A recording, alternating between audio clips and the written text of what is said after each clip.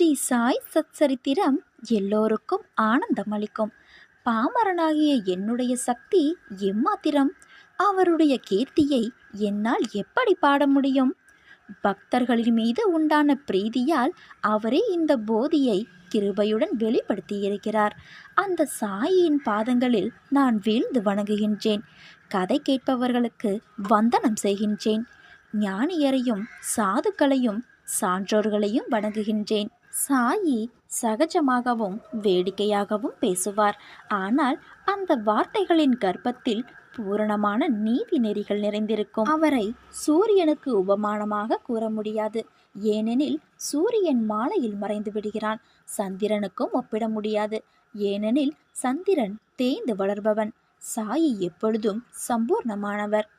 தெய்வாதீனமாக கண்டெடுத்த முத்துச்சிப்பியை தூக்கி எறிபவர் அதனுள் இருக்கும் முத்தையும் இழந்து விடுகிறார்.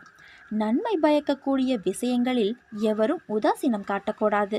அரசமரம் எப்படி உற்பத்தியாகி இருந்தால் நமக்கென்ன? நிழலை அனுபவித்தால் போதுமே. இங்கே சொல்லின் எழுத்தொளியை நிர்ணயிப்பவர் சாயியை தவிர வேறு எவரும் அல்ல.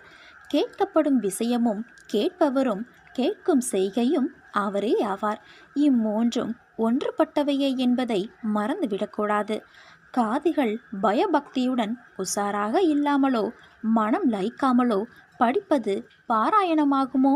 சொற்களின் பொருளை எப்படி அறிந்து கொள்ள முடியும்? சாயின் கதைகளை தற்பெருமையுடன் கேட்கக்கூடாது. கேட்பவர்கள் தங்களை மனதால் சாயியாகவே பாவித்து கொள்ள வேண்டும். அந்நிலையில்தான் கேட்பவர்கள் பயன் பெறுவர். அந்த அகண்டமான அத்வைத உணர்வை கட்டி காப்பாற்றுங்கள். அந்நிலையில்தான் இந்திரியங்களின் இயல்பான நாட்டங்கள் சாயின் ரூபத்தில் நிச்சயமாக ஒன்றுவிடும். அந்நிலையில்தான் நீரிலிருந்து எழும் அலைகள் நீரிலேயே ஒடுங்கிவிடுகின்றன அல்லவோ? அவ்வாறே இந்திரியங்களின் கொட்டங்களும் ஒடுங்கும். அந்நிலையில் ஞானத்தை நாடுபவர்கள் ஆன்மீக போதனைகளை பெறுவர். நகைச்சுவையை நாடுபவர்கள் வினோதத்தால் விளையும் மகிழ்ச்சியையும் உல்லாசத்தையும் பெறுவர். கவிதை விரும்பிகள் பாடல்களிலுள்ள சொற்பொழிவையும் ஒளிநயத்தையும் பொருட்சுவையையும் ரசிப்பர்.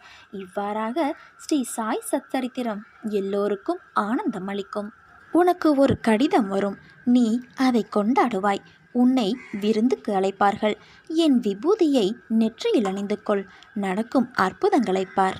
நேற்றைய பதிவில் நம்ம சாய் சகோதரி ஒருத்தவங்க அவங்க வாழ்க்கையில் நடந்த சாயப்பா நடத்தின அற்புதத்தை பற்றி நம்மக்கிட்ட கமெண்டில் சொல்லியிருந்தாங்க. அதை கேட்ட உடனே எனக்கே ஒரு நிமிஷம் அப்படியே மெய் செலுத்துருச்சு. சரி, அதை உங்ககிட்டையும் சொல்லலான்னு தான் இன்னைக்கு இந்த பதிவை நான் போடுறேன். அந்த சகோதரி என்ன சொல்லியிருக்காங்கன்னு நீங்களே பார்த்து கேட்டு தெரிஞ்சுக்கோங்க. நம்ம சாய் சகோதரி என்ன சொல்லியிருக்காங்கன்னா, ஓம் சாயப்பா, எனக்கு குழந்தை இல்லை என்று 8 வருடம் மனவேதனையில் இருந்தேன். தெரிந்த நபர் மூலம் தாங்கள் என் வீட்டிற்கு புகைப்படம் மூலம் வந்தீர். ஆச்சரியம். 9 வாரம் என் கணவரும் நானும் விரதம் இருந்தோம். சீரடிக்கு எங்களை அழைத்தீர்கள். சீரடியில் என் பாதம் பட்டதும் என் தாய் வீட்டிற்கு செல்லும் உணர்வு வந்தது. இல்லை, அதைவிட மேன்மையாக இருந்தது. இப்படி உங்களை தரிசித்துவிட்டு வந்த பிறகு 3 மாதங்களில் நான் கருவுற்றேன். ஒவ்வொரு தடவை பரிசோதிக்கும் போதும் தன் தலைப்பக்கத்தில் அமர்ந்து குழந்தை நன்றாக இருக்கும், நான் இருக்கிறேன், பயம் கொள்ளாதே என்று தன் தலையை கோதிவிட்டு கூறுவது போல நான் உணர்ந்து மகிழ்ச்சி அடைந்தேன். இவ்வாறாக 8 மாதத்தில் எனக்கு ஒரு ஆண் குழந்தை, ஒரு பெண் குழந்தை என்று 2 குழந்தைகளை எனக்கு வரம் தந்து மலடி என்னும் பட்டத்தை நீக்கி பொது வாழ்வை தந்த என் உயிரப்பா நீங்கள். இப்போ என் குழந்தைகளுக்கு வயது 5. குழந்தை பிறந்து விட்டது. அதை வளர்க்க வெறும் 6000 வருமானம் பத்தாதே. நான் என்ன செய்வேன்? உங்களையன்றி எனக்கு வேறு இல்லை புகலிடம். உங்களிடம் கூறினேன். அதன் விளைவாக இப்பொழுது 25,000 ரூபாய் வருமானம் ஈட்டும்படி ஒரு தொழிலை கொடுத்து என் பிள்ளைகளின் பசியை போக்கும் அளவிற்கான வளமான வாழ்வை நீங்கள் அளித்துள்ளீர்கள்.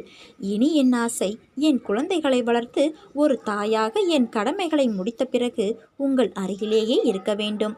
என் இறப்பிற்கு பிறகும் என் சாயப்பா கூடவே நான் இருக்க வேண்டும். அந்த வரத்தை எனக்கு கொடுங்கள் சாயப்பா என்று அந்த சாய் சகோதரி தன் கருத்தை இந்த பதிவில் வெளியிட்டுள்ளார். என்ன ஒரு அருமையான பதிவு! இந்த பதிவை பார்க்கும் பொழுதே உடம்பு மெய் சிலிர்த்து போகின்றது. நம் சாய் சகோதரி நம் சாயப்பாவின் மேல் நீடித்த பொறுமையும் மாறாத நம்பிக்கையும் கொண்டிருந்ததால் அதன் விளைவாக இவ்வளவு பலன்களை அடைந்துள்ளார். உண்மையாகவே நம்பியவர்களுக்கு கண்கண்ட வைத்தியர் நம் சாய்நாதர். இந்த பதிவை கேட்கும் பொழுதும் பார்க்கும் பொழுதும் உங்களுக்கு என்ன தோணுதுன்னு கமெண்ட் பாக்ஸில் சொல்லுங்க. உனக்கான வாழ்க்கை உன்னை சேரும் நாள் வெகு தொலைவில் இல்லை. நீ வளர்ந்து மேலோங்கி நிற்பாய். எதற்கும் பயப்படாதே, கலங்காதே. உன் நம்பிக்கை, பொறுமை, எதையும் எதிர்நோக்கி தாங்கும் உணர்வுகளை விட்டுவிடாமல் தடைகள் வந்தாலும் உன் லட்சியத்தை நோக்கி முன்னேறி செல். தன்னம்பிக்கையோடு இரு. எதிர்பார்த்தது கிடைக்கவில்லை என்றால் எதிர்த்து போராடு. பயந்து பின்வாங்காதே குழந்தையே. நன்மையை நிலைநாட்ட பயப்பட வேண்டிய அவசியமில்லை. தவறுகள் ஏற்பட்டாலும் எல்லாம் நன்மைக்கே என்று எடுத்துக்கொள். உன் கர்ம பலன்களை அளித்து அனைவரும் வியக்கும் வண்ணம் வாழ்க்கையில் உன்னை உயர்ந்த நிலைக்கு நான் கொண்டு செல்லவே போராடி கொண்டு இருக்கிறேன். கவலைப்படாமல் நீ உன் கடமையை செய். நீ என் குழந்தை. உன்னை பாதுகாப்பது என் கடமை. உன் சந்தோஷத்தில் என் சந்தோஷம் இருக்கிறது. அப்படி இருக்கையில் நான் உன்னை கஷ்டப்பட்டு கொண்டே இருக்க விடுவேனா? பொறுமையாக இரு. நம்பிக்கைதான் வாழ்க்கை. உனக்கு பக்கபலமாக நான் இருக்கின்றேன். என் ஆசிகள் என்றும் உனக்கு உண்டு குழந்தையே. நான் அடிக்கடி கூறுவது முடிந்தவரை எல்லோருக்கும் நன்மை செய் என்று. மனம் தளராதே, நம்பிக்கை இழக்காதே. நான் உன்னோடுதான் என்றும் இருப்பேன். வாழ்க்கையில் கஷ்டங்கள் வந்து உன்னை ஸ்தம்பித்து விட்டதாக உணர்கிறாயல்லவா? ஆனால் அது உன்னையும் உன் வாழ்க்கையையும் நல்ல திசையில் போக காரணமாய் இருந்தது. நீ போகும் பாதையில் முட்கள் உன்னை குத்தி வழி கண்டது என நினைப்பது சரிதான். ஆனால் அந்த முட்கள் உன் கால்களில் குத்தாவிட்டால் நீ மேலே நிமிர்ந்து கொண்டேதான் நடந்திருப்பாய். கீழே குனிந்து பாதை எப்படி இருக்கிறது என்று பார்த்திருக்க மாட்டாய். முட்கள் குத்தியதால் தான் அந்த இடத்திலிருந்து உன்னையும் உன் பாதையையும் நீ கவனிக்க ஆரம்பித்தாய். முட்கள் சிறு வழியை ஏற்படுத்தியிருக்கலாம். ஆனால் அது நீ பயணிக்கும் பாதை எப்படி இருக்கிறது, உன் கவனம் உன் பயணத்தில் கீழும் இருக்க வேண்டும் என்று அந்த சிறு முட்கள் மூலம் உனக்கு நான் காண்பித்தேன். கீழே படுகுழியும் இருக்கலாம் என்று நான் உணர்த்தினேன். நீயும் அதன் உட்கருத்தை புரிந்து கொண்டாயல்லவா? நிச்சயம் இனி நீ ஜெயிக்கப் போகிறாய். உன் வழி என்பது உன்னுடைய அகத்தையும் புறத்தையும் சுத்தப்படுத்தத்தான். அது ஒரு நாளும் உன்னை துன்பத்திற்காக ஏற்படுத்தியதல்ல. அதனால் எல்லாம் சரியாகிவிடும். எதற்கும் அஞ்சாதே குழந்தையே. உன்னோடும் உன் குடும்பத்தோடும் நான் இருக்கின்றேன். நீ என் பரிபூர்ண அருளும் ஆசிர்வாதமும் அன்பும் பெற்ற என் செல்ல குழந்தை. என் பிள்ளையே, நீ எடுத்த முடிவில் என்றும் உறுதியாக இரு. யாராவது உன்னை குழப்புவார்கள். நீ அதை கேட்டு குழம்ப வேண்டாம். நீ எடுத்த முடிவின்படி நீ அந்த வழியிலேயே செல். உனக்கு துணையாக நான் இருப்பேன். பின்னால் வரும் காலகட்டங்களை நினைத்து வருந்தாதே. உனக்குள் இருக்கும் பக்தியும் நம்பிக்கையும் உன்னை ஒருபோதும் கைவிடாது.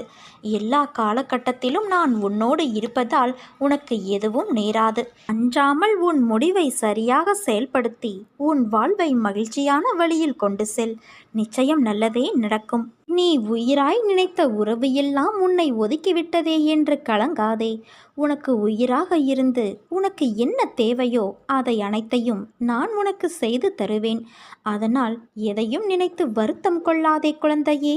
நீ என்னிடம் வந்து சேர்ந்தது முதல் என் மீது எவ்வளவு பிரியமாகவும் பக்தியோடும் இருக்கிறாய் என்பதை நான் அறிவேன். பிறர் மீது நீ காட்டும் அன்பு, உன் சிந்தனை, நடவடிக்கைகள், பக்தி எல்லாவற்றினாலும் என் பெருமையை நீ உயர்த்தியிருக்கிறாய். இவ்வளவு சிறப்பாக செயல்பட்டாலும் உன்னிடம் சிறு சிறு குறைகள் உள்ளது. அவற்றை நீ கைவிட வேண்டும் குழந்தையே. அதுதான் என் விருப்பம். சுயநலத்தை ஒழித்து எல்லா உயிர்களையும் நேசி. முடிந்தவரை பிறருக்கு என்ன உதவி தேவைப்படுகிறதோ அந்த உதவியை அவர்களுக்கு செய். ஒழுக்கம் என்னும் அடித்தளத்தில் வாழ்க்கையை அமைத்துக்கொண்டு வாழ பழகிக்கொள். ஒழுக்கம் என்பது உன் அன்பிற்கு பாத்திரமானவர்களுக்கு மட்டுமே நீ காட்டுவது கிடையாது. உன்னை சுற்றியுள்ள அனைவரிடமும் நேர்மையை நீ கடைபிடிப்பது. அதுதான் தர்மம். அதற்கான பலன்களை பற்றியெல்லாம் யோசிக்காதே. நீ செய்த தர்மத்தின் பலன் நிச்சயம் உன்னை தலை காக்கும். எவன் ஒருவன் அவன் மனம் சொல்லும் தீய எண்ணங்களை கட்டுப்படுத்தி வெல்பவனோ அவனே வாழ்வில் வெற்றி அடைவான். நீ நல்ல எண்ணங்களோடு செயல் புரிந்தால்தான் நிம்மதி, செல்வம், மகிழ்ச்சி ஆகியவை உன்னை பின்தொடர்ந்து நிழல் போல வரும். தர்மத்தை பின்பற்றாதவனுக்கு வாழ்க்கை துன்பத்தை தான் தரும். வெறுப்பு, கடுஞ்சொல் இவற்றிலிருந்து விலகினில். எதிர்பார்ப்பு இல்லாமல் அனைவரையும் நேசித்து மகிழ கற்றுக்கொள். எந்த நேரத்திலும் எந்த நிலையிலும் நிதானத்தை கடைப்பிடி. நான் இவற்றையெல்லாம் செய்து நல்வினைகளை கர்ம பந்தத்திலிருந்து விடுபட செய்து வாழ்வில் உன்னை சந்தோஷமாகவும் நிம்மதியாகவும் வாழ வகை செய்வேன். நான் கூறும் வார்த்தைகள் மீது நம்பிக்கை வைத்து நீ செயல்படு குழந்தையே. நான் உன்னோடு தான் இருக்கிறேன். இனிமேல் உன் வாழ்க்கையில் பொற்காலம்தான். அனைத்தும் வசந்தமாக போகிறது. பல பேர் அவரவர் பிரச்சனைகளுக்கு விடிவு தேடி ஒரு நிரந்தர தீர்வு தேடி என்னை காண்பதற்கு காத்திருக்கும் நேரத்தில் நான் உனக்கு அனுமதி அளித்தேன். ஏன் தெரியுமா? பல மைல்களுக்கு அப்பாலிருந்து உன்னை நான் அழைத்து வந்திருக்கின்றேன். நீ பல இன்பத் துன்பங்களை தாங்கிக் கொண்டு உற்றார் உறவினர்கள் பேசுவதை செவி கொடுத்து கேட்டு அதை கொஞ்சம் கூட பொருட்படுத்தாமல் அவர்களுக்காக உன் சுபாவத்தை மாற்றிக்கொண்டு ஏளனம் செய்தவர்கள் பல பேர் இருந்தும் தன்னம்பிக்கையோடு ஒவ்வொரு பாதையாக அவசரப்படாமல் பொறுமையோடும் சினமில்லாமலும் விரக்தி இல்லாமலும் தான் என்ற அகந்தை இல்லாமலும் கடந்து வந்தாய். இதற்காகவே உன்னை நான் தேர்ந்தெடுத்தேன். உன்னுள் இருக்கும் நல்ல ஆத்மார்த்தமான செயல்களுக்காக உனக்கு நான் அனுமதியளித்தேன். என் அனுமதியின்றி எவரும் என்னிடத்தில் சுவாசிக்க கூட முடியாது. அதனால் உனக்காக நான் என் வாயிற்படியில் காத்து கொண்டு இருக்கிறேன். வா குழந்தையே, உன் கர்ம பலன்கள் அனைத்தும் உன்னை விட்டு நெடுந்தூரம் சென்றுவிட்டது. அனைவரும் பார்த்து வியக்கும் வண்ணம் நீ எதிர்பார்க்காத தருணத்தில் வாழ்க்கை பாதையில் உன்னை நான் உயர்த்தப் போகிறேன். நான் உன்னிடம் வரும்போது உன்னை பிடித்துள்ள அனைத்து தடைகளும் துன்பங்களும் வழிவிட்டு விலகும். தடுப்பார் யாருமின்றி உன் விருப்பங்கள் யாவும் நிறைவேறி நீ நிலையான மகிழ்ச்சியில் திளைப்பாய். அந்த நாள் மிக மிக அருகில் என்பதை உணர்ந்து கொள். உனக்கான மாற்றங்கள் எந்த நேரத்திலும் திடீரென தோன்றும் என் குழந்தையே. உன் வாழ்வில் நீ நினைத்து பார்க்க முடியாத அளவிற்கு அதிசயம் விரைவில் நிகழப்போகிறது. உன் துயரங்கள், வியாதிகள், கடன் சுமைகள் அனைத்தும் உன்னை விட்டு விலகப் போகிறது. கூடிய விரைவில் நீ விரும்பும் எண்ணங்கள் நிறைவேறப் போகிறது. செல்வம் பெருகப் போகிறது. உன் வளர்ச்சியையும் நீ மகிழ்ச்சியாக இருப்பதையும் பார்ப்பதற்கே நான் உன்னோடு வந்து கொண்டு இருக்கிறேன் குழந்தையே.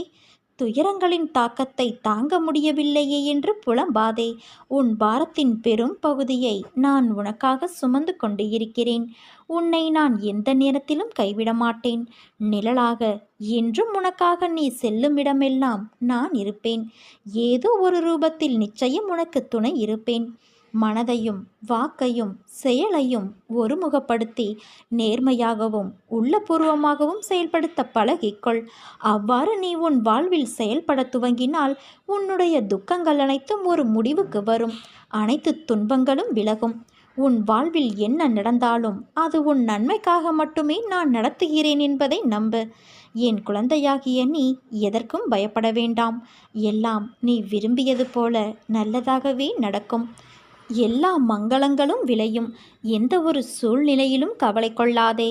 என் வார்த்தைகள் மீது நம்பிக்கை வைத்து செயல்படு. மீதியை நான் பார்த்து கொள்கிறேன்.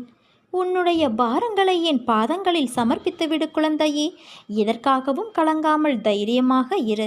வெகு நாட்களாக நிறைவேறாமல் இருக்கும் காரியம் கைகூடி வரப்போகிறது. நீ துயரத்திலிருந்து விடுபடப் போகிறாய். வீணாக வருத்தப்படுவதை தவிர்த்துவிடு. உன் வாழ்க்கைக்கு நானே பாதுகாப்பு. ஒரு நல்ல வாழ்க்கையை நான் உனக்கு அளிப்பேன். வருத்தப்படாமல் பொறுமையாக இரு குழந்தையே.